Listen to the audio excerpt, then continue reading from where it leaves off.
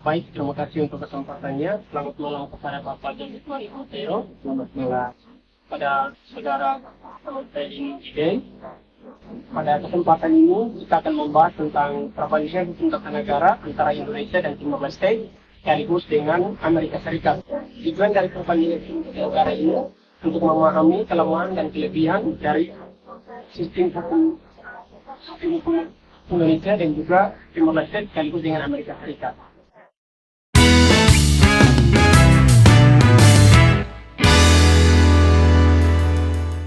Tentu dalam kita mengkaji atau menelaah atau mendiskusikan tentang perbandingan kedua atau ketiga negara itu, kita akan melihat juga bagaimana persamaan dan perbedaan yang ada. Nah, mata kuliah perbandingan hukum tata negara yang dalam hal ini kita fokus kepada perbandingan tiga negara dengan sistem pemerintahan yang masing-masing itu, memang ini merupakan suatu analisa yang punya manfaat bagi kita, khususnya bagi saudara mahasiswa, sehingga kita bisa memahami sistem hukum yang berlaku di tiga negara itu. Sistem hukum yang mengatur menyangkut sistem pemerintahan, baik dari segi kelembagaannya, dari segi pengaturannya, dan praktek daripada sistem pemerintahan itu yang ada di masing-masing negara. Mungkin kita langsung saja kepada teman Nugi yang akan menyampaikan terkait perbandingan hukum tata negara antara Indonesia dan Amerika Serikat. Teman Nugi dipersilakan. Terima kasih. Pada malam hari ini saya akan membahas perbandingan hukum tata negara antara Indonesia dan juga Amerika Serikat. Tapi sebelumnya itu saya akan membahas secara garis besar bentuk dan sistem pemerintahan yang ada di Indonesia dan juga yang ada di Amerika. Yang pertama yaitu sistem pemerintahan Indonesia. Yang kita tahu bahwa Indonesia adalah negara kesatuan, mana kedaulatan tertinggi adalah rakyat. Kemudian sistem pemerintahan yang dianut adalah demokrasi presidensial, yang dimana yaitu kekuasaan tertinggi dalam pemerintahan adalah presiden. Kemudian berikut yaitu sistem pemerintahan di Amerika Serikat. Yaitu Amerika Serikat adalah negara republik yang berbentuk federasi. Yang artinya Perserikatan Negara-Negara Amerika adalah kumpulan dari negara-negara di Amerika yang kemudian menyatukan diri dalam sebuah federasi. Nah, di sini Amerika Serikat sendiri yaitu dia menganut sistem presidensial sama seperti Indonesia. Namun ada tentunya ada perbedaan yang harus kita bandingkan, yaitu sistem pemerintahan Indonesia dan juga sistem pemerintahan yang ada di Amerika Serikat.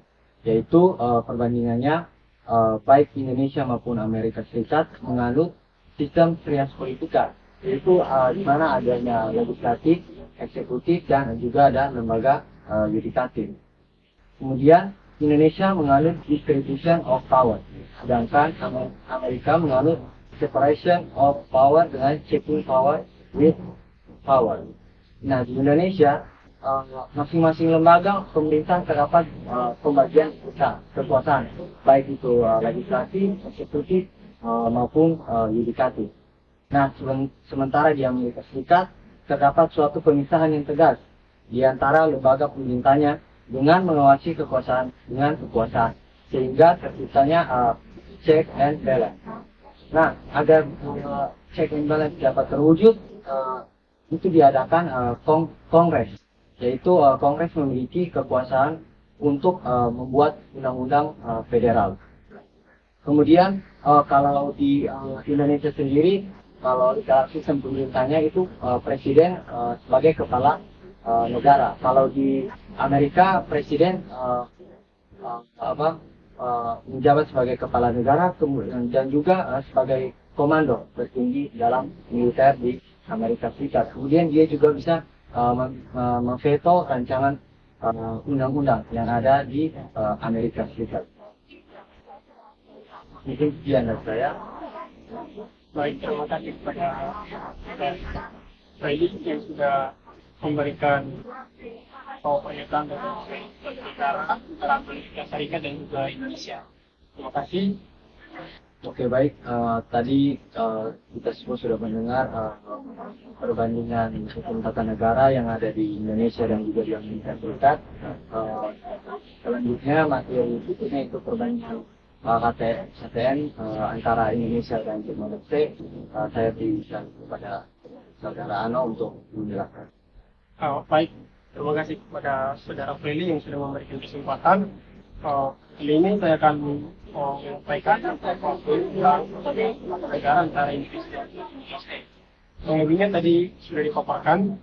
Di sini Indonesia merupakan negara kesatuan yang dimana menganut sistem presidensial sekaligus negara demokrasi.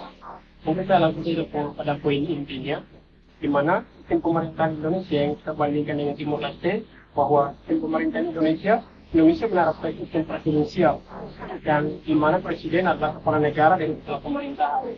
Sedangkan di Timor Leste menerapkan sistem pemerintahan presidensial, di mana presiden adalah kepala negara, sementara perdana menteri adalah kepala pemerintahan. Yang berikutnya itu mengenai konstitusi. Indonesia menggunakan konstitusi bagi dasar hukum tertinggi, sedangkan Timor Leste menggunakan konstitusi tahun 2002 atau yang disebut sebagai CDRTL tahun 2002 sebagai dasar hukum yang tertinggi di Timor Leste. Kemudian yang berikut mengenai pembagian kekuasaan. Indonesia, pembagian kekuasaannya itu antara eksekutif, legislatif, dan juga yudikatif yang diatur dalam Undang-Undang Dasar tahun 1945 dengan prinsip res politica. Sedangkan di Timor Leste, pembagian kekuasaannya itu antara eksekutif, legislatif, dan yudikatif juga diatur dalam CDRTL tahun 2002 dengan prinsip res politica yang sama juga. Poin yang berikut itu mengenai pengaturan kekuasaan eksekutif. Di Indonesia, kekuasaan eksekutif diatur oleh presiden yang memiliki wewenang untuk menunjukkan menteri dan menetapkan kewajiban pada menteri secara nasional. Sedangkan di Timor Leste itu kekuasaan eksekutif diatur oleh presiden dan perdana menteri. Dengan presiden bertanggung jawab atas kebijakan domestik dan perdana menteri bertanggung jawab atas kebijakan domestik yang ada dalam negara tersebut. Dan pengawasan dan akuntabilitas. Kalau di Indonesia sendiri, pengawasan akuntabilitas itu diatur melalui berbagai lembaga seperti KPK, Komisi Pemberantasan Korupsi, dan juga pengawasan keuangan negara seperti BPK. Di Timor Leste itu dia kekuasaan akuntabilitasnya itu diatur melalui lembaga seperti Komisi Anti Korupsi yang disebut TAC dan Badan Pengawasan Keuangan Negara BPK sama dengan Indonesia juga. Yang berikutnya itu mengenai partisipasi masyarakat terhadap demokrasi di Indonesia dan juga Timor Leste. Di Indonesia, partisipasi masyarakat dalam proses pengambilan keputusan diatur melalui berbagai mekanisme seperti musyawarah dan mufakat. Sedangkan Timor Leste, prinsip masyarakat juga diutamakan dan mekanisme seperti konsultasi dan masyarakat. Mungkin yang berikutnya itu saya akan menjelaskan mengenai struktur dan pola kenegaraan di Indonesia dan juga Timor Leste. Struktur pola dan kenegaraan itu Indonesia lembaga eksekutif itu presiden, kepala negara dan kepala pemerintahan dipilih secara langsung oleh rakyat, dan wakil presiden mendampingi presiden juga dipilih secara langsung. Kabinet terdiri dari menteri yang diangkat oleh presiden untuk membantu dan menjalankan pemerintahan yang ada. Sedangkan lembaga legislatif di Indonesia itu terdiri dari Mahkamah Agung yang mengadili pengadilan yang merupakan pengadilan tertinggi yang membawahi peradilan umum, peradilan agama, peradilan militer, dan peradilan tata usaha negara. Yang berikutnya itu Mahkamah Konstitusi di Indonesia. Mahkamah Konstitusi di Indonesia itu berwenang mengadili pada tingkat pertama dan pada tingkat terakhir yang berfungsi untuk menguji undang-undang terhadap konstitusi. Yang berikutnya itu mengenai Komisi Yudisial yang ada di Indonesia. Komisi Yudisial yang ada di Indonesia itu berperan dalam mengawasi perilaku hakim yang ada di Indonesia. Kemudian pola ketatanegaraan sistem presidensial yang ada pada Timor Leste sendiri. Di Timor Leste sendiri itu dari lembaga eksekutifnya itu presiden kepala negara yang dipilih secara langsung oleh rakyat, yang memiliki peran yang lebih seremonial, namun penting dalam urusan luar negeri. Dalam hal ini presiden itu eksekutif, dia mengurus di luar negeri yang diutamakan. Kemudian dari Perdana Menteri di dalam negeri Timor Leste itu kepala pemerintahan diangkat oleh presiden dari partai atau koalisi yang memiliki mayoritas di parlemen, bertanggung jawab atas pelaksanaan kebijakan pemerintahan. Kabinetnya terdiri dari menteri-menteri yang diangkat oleh Perdana Menteri untuk membantu dalam menjalankan pemerintahan. Sedangkan lembaga legislatif di Timor Leste sendiri merupakan parlemen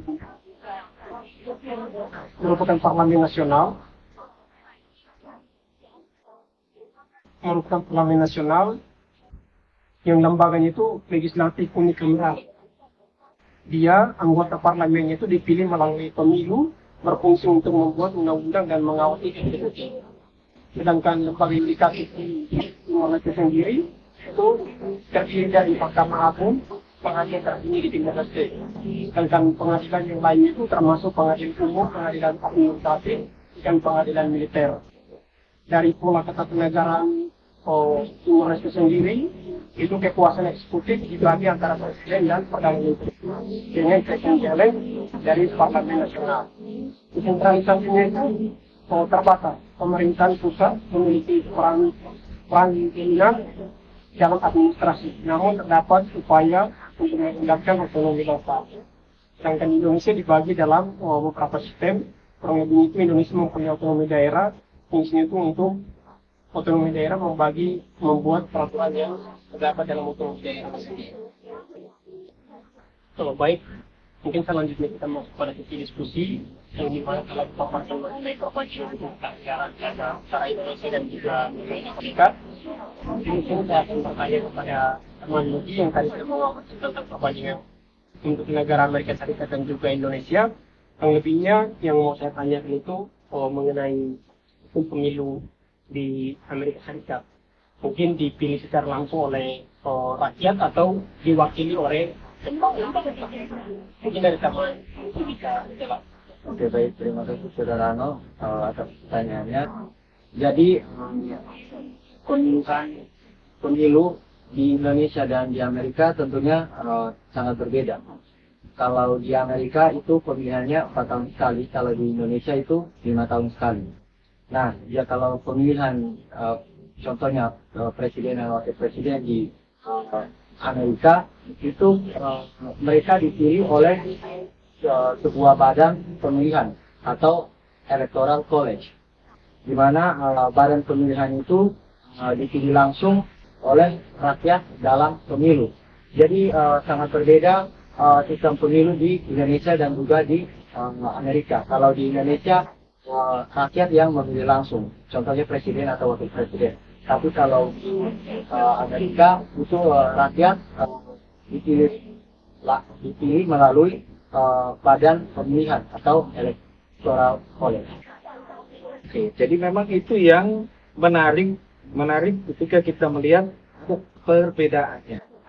Walaupun ya kedua negara ini menganut sistem pemerintahan presidensil, di mana presiden itu dan wakil presiden dipilih oleh rakyat. Tapi tadi seperti yang Bugi sampaikan, ya Amerika itu unik dia. Bahkan kita lihat sistemnya bagi kita negara luar seperti Indonesia kok rumit. Kelihatan rumit itu kenapa? Nah, rakyat pemilih datang ke TPS, tetapi mereka tidak memilih itu secara langsung. Kalau kita datang ke TPS, kita langsung pilih ini siapa dari partai mana calon presiden, calon wakil presiden. Seperti kali lalu kan ada tiga kandidat, ya, ada Prabowo, ada Anies Baswedan dan Ganjar. Nah, di Amerika cuma 2, satunya dari Partai Republik seperti yang barusan itu Donald Trump, lalu dari Partai Demokrat Kamala Harris. Tetapi sekali lagi, ya suara yang diberikan itu nantinya akan diwakilkan ke electoral college ini tadi, ya, dewan elektoral atau ya badan perwakilan. Maka setiap negara bagian di Amerika yang jumlah negara bagiannya 50 negara bagian, setiap negara bagian itu sudah ditentukan ya dewan elektoral tadi atau electoral college. Apa yang harus ya diperebutkan oleh calon presiden di setiap negara bagian. Nah, karena 50 negara bagian ditotalkan ada sekitar 500 lebih ya. 500 lebih itu delegasi yang di electoral college tadi. 500 inilah ya, 500 lebih ini tidak sampai 600 yang harus diperebutkan oleh kedua calon presiden dengan masing-masing wakil presiden kok begitu. Nah, misalnya Donald Trump, dia memenangkan dari 500 lebih itu ya kurang lebih selisihnya itu nanti kita bisa lihat di Google itu selisihnya cukup jauh dengan Kamala Harris. Walaupun ya secara populer bisa jadi Kamala Harris itu lebih populer daripada Donald Trump. Tapi sekali lagi yang menentukan itu adalah Dewan Elektoral dan Electoral College. Nah, ini contoh seperti waktu ya Donald Trump juga berhadapan dengan rivalnya yaitu dari Partai Demokrat itu Clinton. Siapa namanya itu saya lupa itu ya. Dulu istri daripada Presiden Clinton. Kalau tidak salah. Nah, Ibu Clinton itu suaranya secara nasional lebih populer daripada Donald Trump. Tapi ternyata hasil ya pilpres di sana suara elektoralnya Donald Trump mengungguli daripada Hillary Clinton namanya. Hillary Clinton. Jadi istri daripada Presiden Clinton yang waktu lalu itu, dan kemudian Hillary Clinton itu menjadi Menteri Luar Negeri pada masa ya Presiden Barack Obama. Begitu. Ini keunikan daripada Amerika. Kalau kita di Indonesia tadi Nuki sudah jelaskan, ya kita punya suara itu yang menentukan. One man, one vote. Ya. Dengan persentase secara nasional itu berapa yang harus didapatkan seorang calon presiden dan wakil presiden.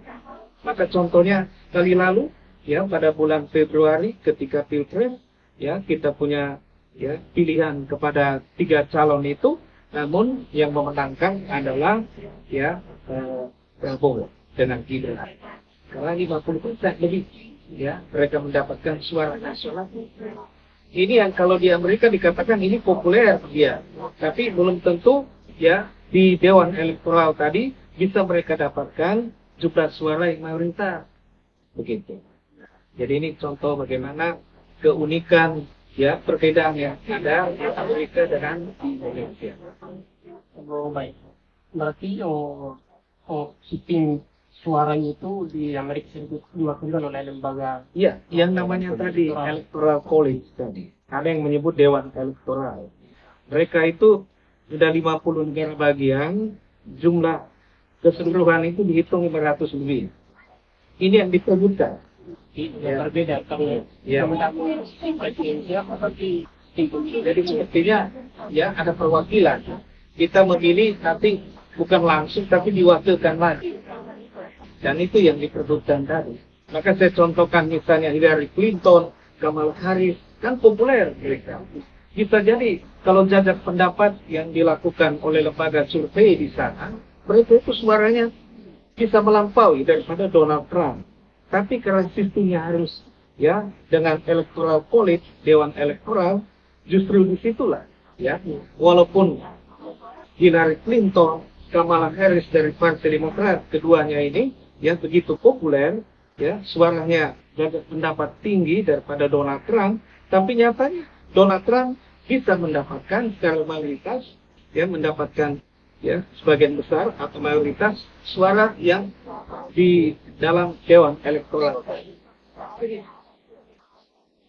baik. Terima kasih untuk ini atas jawabannya. Oke. Oke, baik. kita lanjutkan dengan sesi diskusi. Untuk Saudara Ano, tadi Saudara Ano sudah menjelaskan mengenai perbandingan hukum tata negara yang ada di Indonesia dan juga ada di Timor Leste. Ada beberapa pertanyaan yang saya tanyakan, tapi pertanyaan yang pertama yaitu mengapa pemerintahan di Timor Leste ada presiden sebagai kepala negara dan juga ada perdana menteri sebagai kepala pemerintahan. Seperti yang kita ketahui bersama bahwa di Timor Leste sendiri itu menganut sistem hukumnya itu sistem semi presidensial, yang dimana semi presidensial ini dipimpin oleh kepala negara yaitu presiden sebagai kepala negara dan juga perdana menteri yang bertanggung jawab dalam negaranya sendiri, sehingga bisa dikatakan bahwa kepala negara yang itu dipimpin oleh presiden dan juga perdana menteri, yaitu kenapa terjadi begitu ya memang Timor Leste itu menganut hukum semi presidensial, karena kita di Indonesia menganut sistem hukum presidensial. Mungkin itu. Jadi sangat berbeda, adanya perbedaan antara Indonesia dengan Timor Leste. Kalau di Indonesia kan yang kita tahu sistem presidensial di mana kepala negara itu presiden. Kan kalau di Timor Leste ada presiden dan juga ada perdana menteri. Oke. Kemudian kalau pertanyaan selanjutnya, kalau di Indonesia itu pemilu, contohnya kalau pemilu presiden itu diadakan 5 tahun sekali. Nah, yang saya tanyakan yaitu kalau di Timor Leste itu bagaimana? Tiap berapa tahun sekali? Apakah sama dengan Indonesia 5 tahun atau berbeda? Ya baik, dari sistem pemilihannya itu antara Indonesia dan Timor Leste itu sama-sama mirip ya, karena di Timor Leste juga sistem pemilihannya itu selama 5 tahun sekali. 5 tahun sekali baru diadakan pemilihan antara presiden dan juga perdana menteri sekaligus. Oke, selanjutnya pertanyaan selanjutnya, apakah presiden dan perdana menteri dipilih secara bersamaan pada saat yang baik? Tentu antara presiden dan juga perdana menteri ini dipilih secara bersamaan, tetapi ada perbedaan terhadap suaranya.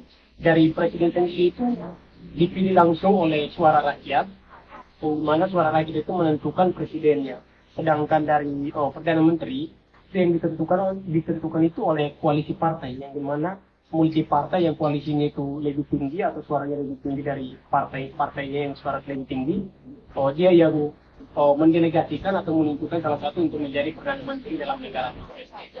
Berarti di sana multi partai. Ya, multi partai Pak. Ini sistem hukumnya itu semi presidensial. Sistem hukum pemilunya mereka menganut multi partai. Ya. Kita di Indonesia juga multi partai kan. Ketika Undang-Undang Dasar 1945 itu mengatur bahwa seorang calon presiden dan calon wakil presiden itu harus diusung oleh partai politik. Nah, partai politik di Indonesia jumlahnya banyak. Maka tidak heran kita lihat ya masing-masing calon presiden yang ada 3 waktu itu kan diusung oleh partai-partai yang berkoalisi. Yang kita ingin tahu, kalau begitu di Timor Leste itu mereka juga berkoalisi. Sama Pak, di Timor Leste itu antara partai itu mereka berkoalisi untuk menentukan bakal calon presiden mana yang ditentukan calon dirinya, sehingga mereka dari situ bisa menentukan presiden ini yang nanti didelegasikan antara partai untuk bisa mencalonkan diri sebagai calon presiden. Seperti pemilihan kemarin yang dimenangkan oleh secara Ramsorta dan presiden sekarang. Jadi untuk perdana menteri sendiri itu ditentukan dari suara koalisi antara partai. Koalisi antara partainya itu partai yang lebih kuat, berarti didelegasikan salah satu orang untuk menjadi perdana menteri dalam ini. Jadi semacam mereka tuh ada bagi kekuasaan juga, presiden dengan perdana menteri tadi. Power sharing, mereka kekuatan politiknya itu mereka berbagi kan, berbagi begitu. Iya Pak, antara koalisi partai dan juga suara rakyat. Gitu. Ya, itu kan ada posisi perdana menteri tadi ya, sehingga itu yang membuat kita juga penasaran, Iya. ya. Oh, di sana ada multi partai, ada presidennya, ada perdana menterinya. Hanya yang tidak ada wakil presiden. Wakil presidennya itu tidak ada. Tidak ada. Tidak sama Betul. dengan Ya.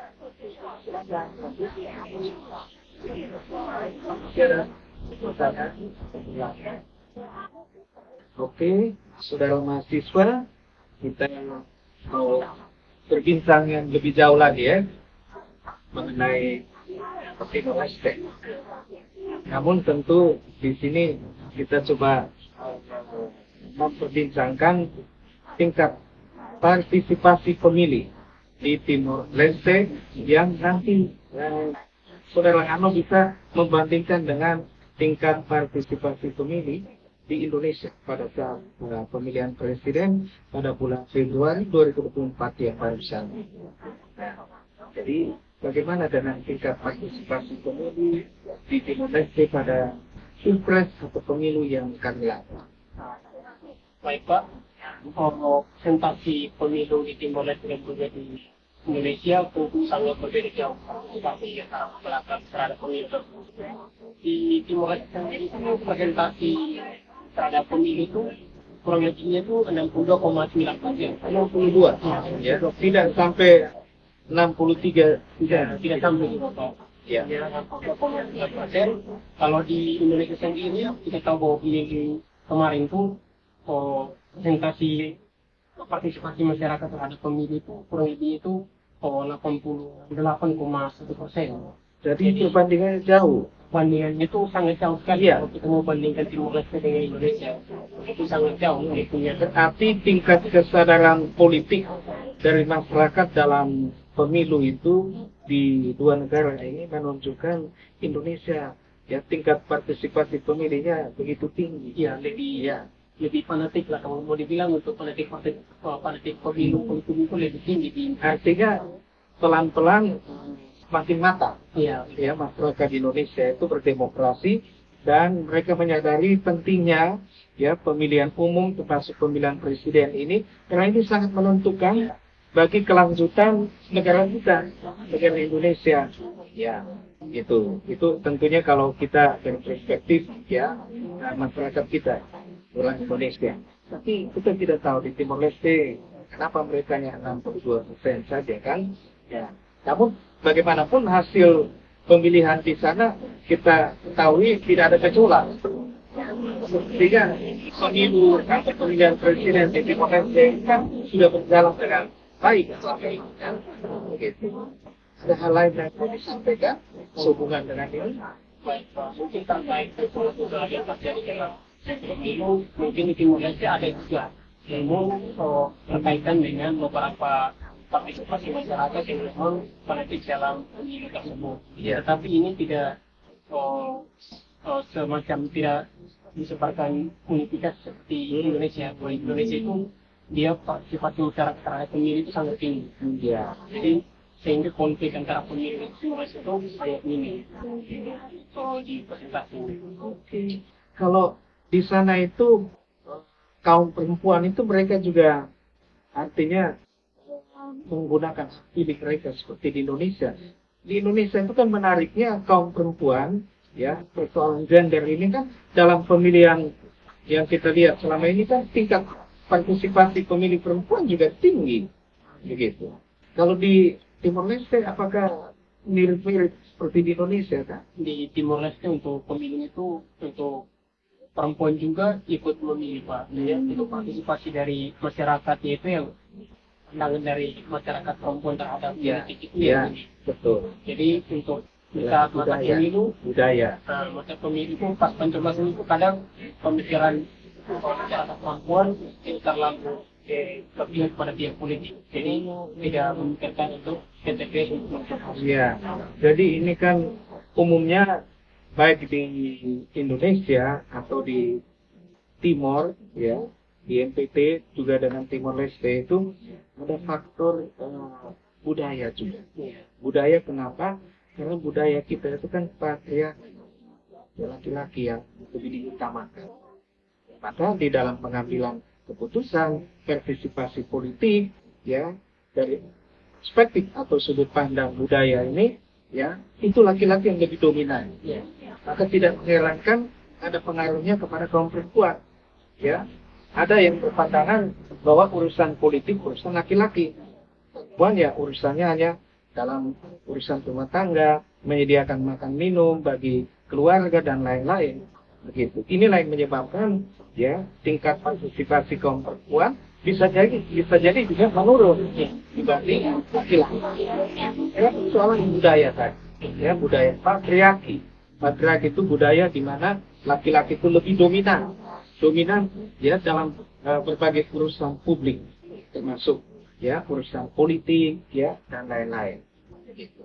Oke, kita lanjut lagi ke pembahasan tentang sistem pemilihan di Amerika Serikat. Yang ingin kita cari tahu tuh, apakah memang di Amerika Serikat itu ada pemilihan semacam pilkada, pemilihan kepala daerah? Ya baik, terima kasih Pak. Jadi di Amerika sendiri hampir sama seperti ini. Ya, ada pemilihan untuk pilkada, yaitu contohnya salah satu kalau di Amerika itu gubernur. Gubernur Ya. negara bagian ya. Ya. Karena mereka kan negara serikat. Ya kan? Ya. Negara bagian, jadi pemilihan gubernur negara bagian. Ya. Kalau Indonesia kan pemilihan untuk gubernur provinsi, toh? Ya. Lanjut ya. Jadi seperti yang tadi Bapak sudah sampaikan, karena Amerika itu negara serikat dan juga federasi, jadi tiap negara bagian memiliki tingkat otonomi yang tinggi, termasuk dalam pelaksanaan pilkada, yaitu gubernur, yang dilakukan dengan banyak variasi antara negara bagian itu tersebut. Kemudian setiap negara bagian dipimpin oleh seorang gubernur, seperti halnya di Indonesia. Nah, gubernur di Amerika Serikat itu dipilih langsung oleh rakyat. Jadi dia ada berbeda dengan untuk pemilihan dari presiden. Iya. Di Amerika. Kalau presiden kan ada electoral college, Ya, ya, kalau di dewan elektoral. ya kalau gubernur itu Kalau negara bagian, ketika mereka rakyatnya memilih, ya gubernur negara bagian, tidak ada itu dewan lagi. ya electoral college ya. Jadi rakyat yang kemudian dari 50 negara bagian itu juga tidak 50 ada gubernurnya, cuman hanya ada 36 yang memiliki Gubernur ya negara bagian. ya negara bagian dengan masa jabatan yang berbeda-beda. Ada yang 4 tahun dan juga ada yang 2 tahun. Kalau kita di Indonesia masa jabatan kepala daerah, gubernur 5 tahun, Ya. bupati 5 tahun, wali kota 5 tahun. Gitu ya. Jadi itu yang menjadi perbedaan atau yang bisa kita Bahkan ada yang 2 tahun tadi ya. ya ada yang 2 tahun. Ada yang 4 tahun, ada yang 2 2 tahun. Itu disebabkan karena tingkat otonomi yang pada negara-negara bagian itu yang begitu tinggi Iya. tadi. Berarti mereka punya produk hukumnya itu semacam undang-undang negara bagian itu bisa mengatur yang berbeda masa jabatan ya seorang gubernur negara bagian. Kalau di Indonesia kita memiliki undang-undang pilkada dengan pengaturannya itu masa jabatan seorang kepala daerah itu kan 5 tahun. Ditambah dengan kita ada undang-undang yang namanya Undang-Undang Pemerintahan Daerah nomor 6 ya tahun 2023. Undang-Undang nomor 23 tahun 2000 itu kan mengatur masa jabatan itu kan ya seorang kepala daerah kan 5 tahun. Undang-Undang nomor 23 tahun 2014 tentang pemerintahan daerah. Nah, kalau di Amerika mereka memiliki kalau tidak salah undang-undang negara bagian yang bisa jadi mengatur masa jabatan gubernur negara bagian bisa ada yang 4 tahun, ada yang 2 tahun. Begitu. Kemudian pemilihan Senat anggota DPR itu mereka menjabat berapa lama ya? Kalau kita DPR kan sesuai undang-undang ya MPR, DPR, DPD atau disingkat Undang-Undang MD3, masa jabatan anggota DPR, anggota DPD kan 5 tahun. 5 tahun. Nah, kalau di Amerika itu mereka berapa lama anggota DPR-nya menjabat? Ada yang menyebut 2 tahun, ya. Ada juga yang menyebut untuk Senat, ya, senator itu 6 tahun, ya. Begitu. Kalau kita Senat DPD itu kan ada yang mencoba menganalogikan semacam Senat dengan masa jabatan 5 tahun. DPR juga 5 tahun. Jadi ini kita melihat, ya, ada perbedaan beda, ya, masa jabatan DPR dan Senat di sana. DPR 2 tahun, Senatnya 6 tahun, Presidennya 4 tahun, Gubernur negara bagian tahun, ada juga 2 tahun, begitu. Jadi sangat unik, ya, sistem pemerintahan di Amerika Serikat. Oke, Saudara Ano, saya teringat di Timor Leste itu, tadi kita perbincangkan tentang pemilihan presiden, terus ada perdana menteri, sedangkan wakil presiden tidak ada. Hanya apakah di Timor Leste itu ada semacam pemilihan kepala daerah? Begitu. Jadi sistem kedaerahan di Timor Leste itu apakah mirip atau sama dengan di Indonesia? Baik. Mungkin dari Indonesia, dari Timor Leste sendiri karena menurut sistem hukum semi presidensial untuk saat ini pilkadanya itu belum dilaksanakan, belum ada Pemilihan kepala daerah. kepala daerah di Timor Leste itu belum ada. Justru kita Indonesia yang kemarin mengadakan pilkada tahun serentak di 27 November 2004 yang lalu itu justru dipandang dan dipuji oleh Ketua KPU Timor Leste Jose Agustino da Costa yang mengatakan kurang lebihnya itu dia memuji pilkada di Indonesia sendiri karena berbeda banyaknya pulau yang begitu berjauhan, tetapi sistem pemilih pilkada itu berjalan dengan aman. Kalau kita waktu lalu, ya, bulan barusan ini kita pemilihan kepala daerah itu kan jumlah, ya, kepala daerah untuk provinsi sendiri, gubernur itu ada sekitar 36, ya, 36 itu provinsi. Untuk kabupaten itu, ya, ada sekitar 415 kabupaten. Sedangkan kota itu sekitar 93 kota. Pada hal yang sama, serentak semua diadakan pilkada dengan keadaan damai, tidak ada pertikaian, tidak ada konflik. Itu yang dilihat, ya, keberhasilan kita, ya, menyelenggarakan pilkada itu, ya, menunjukkan demokrasi kita di Indonesia semakin matang, ya, semakin dewasa, ya, masyarakat semakin punya kesadaran untuk menggunakan hak politiknya tadi, ya, pemilih, ya, calon kepala daerah tadi. Dan ini menunjukkan, ya, prestasi dari negara kita, ya, bahwa kita juga berhasil melakukan pilkada serentak sudah 1 hari saja dengan tidak ada konflik, ya, atau gejolak yang ada. Ya. Makanya itu menjadi, ya, satu perhatian daripada KPU di Timor Leste tadi. Ya, sebagaimana yang tadi dikatakan tadi, bagaimana Oleh Ketua KPU Jose Agustino da Costa yang menyebut pilihan dari Indonesia ini akan menjadi pelajaran penting bagi pemerintahan Timor Leste yang menjadi awal yang baik mereka bisa dari sehingga ke depannya itu mereka bisa menjadikan ini sebagai pembekalan untuk bisa mengadakan pilkada di Indonesia. Maka tadi saya singgung, mereka melihat bagaimana kita punya jumlah provinsi yang adakan pilkada untuk calon gubernur ada 36 provinsi. Kemudian kabupaten 415, tambah kota 93. Begitu. Jadi ini menunjukkan, ya, keberhasilan dari demokrasi di Indonesia, khususnya pilkada tadi.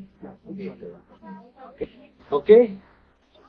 Ano, sebagai pemandu atau host pada malam hari ini dalam perbincangan kita tentang perbandingan hukum tata negara, khususnya perbandingan sistem pemerintahan presidensil baik Indonesia, kemudian Amerika Serikat dengan Timor Leste. Apa yang bisa saudara simpulkan dari perbincangan kita malam ini? Baik Pak, terima kasih. Mungkin akhir diskusi ini saya akan menyimpulkan perbandingan negara antara Indonesia dengan Amerika Serikat terlebih dahulu, yang dimana kesimpulan perbandingan negara antara Amerika dengan Indonesia, meskipun Indonesia dan Amerika Serikat memiliki sistem hukum tata negara yang berbeda, namun keduanya itu berkomitmen untuk membangun sistem hukum yang inklusif dan sesuai dengan nilai-nilai demokrasi dan hak asasi manusia. Tentunya keduanya juga mengadopsi prinsip res politika untuk memastikan pemisahan dan keseimbangan kekuasaan antara eksekutif, legislatif, dan juga yudikatif. Terkait dengan Timor Leste dan juga Indonesia mengenai perbandingan hukum tata negara, yaitu kesimpulannya itu mungkin kita lihat dari Indonesia dengan Timor Leste mungkin meskipun memiliki sistem hukum atau tata negara yang berbeda, namun keduanya juga berkomitmen yang sama untuk membangun sistem hukum yang seperti inklusif dan juga sesuai dengan demokrasi dan atau hak asasi manusia. Keduanya juga mengadopsi prinsip hukum res politika, tetapi dari kedua ini sistem hukumnya itu yang berbeda, sistem presidensial dan juga semi presidensial. Namun keduanya juga ingin meningkatkan sistem demokrasi yang kedepannya itu bisa lebih baik. Oke, jadi itu manfaat dari saudara mahasiswa mempelajari mata kuliah perbandingan hukum tata negara. Di mana perbandingan hukum tata negara ini salah satu aspeknya adalah kita memperbandingkan sistem pemerintahan suatu negara dengan negara lain. Maka tadi kita sudah memperbincangkan bagaimana sistem pemerintahan presidensial antara negara Indonesia, negara Amerika Serikat dengan negara Timor Leste. Banyak hal yang tadi kita sudah perbincangkan, baik dari segi bagaimana pemilihan presidennya, kemudian masa jabatan presidennya, lalu apakah pemilihan yang dilakukan itu juga memilih kepala daerah, dan lain-lain. Saya kira ini hal yang bermanfaat bagi kita pada malam ini belajar menyangkut perbandingan hukum tata negara. Demikian perbincangan kita pada malam ini. Terima kasih karena kita sudah sama-sama berpartisipasi dan selamat malam. Selamat malam. Ya.